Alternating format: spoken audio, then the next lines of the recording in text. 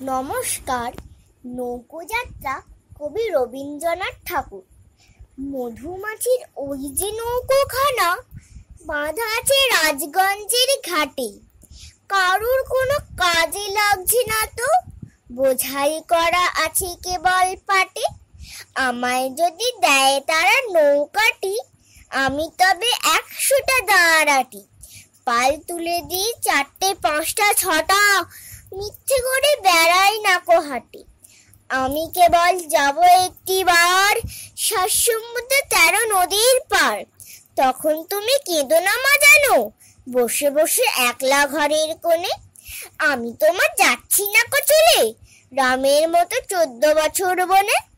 আমি যাব রাজপুত্র হয়ে, নৌকো ভরা সোনা মানিক বয়ে। আশুকে আর শ্যামকে নেব সাথে, আমরা শুধু যাব মা 3 জনে। আমি কেবল যাব একটিবার 7 সমুদ্র 13 নদীর পার। ভোরের বেলা দেব নৌকো ছেড়ে, দেখতে দেখতে যাব কোথায় ভেসে। দুপুর বেলা তুই পুকুর ঘাটে, আমরা তখন নতুন রাজার দেশে। পেরিয়ে যাব তীরপুর্ণির ঘাট, পেরিয়ে যাব তেপান্তরের মাঠ। ফিরে আসতে সন্ধ্যা হয়ে যাবে, গল্প বলবো তোমার কোলে এসে।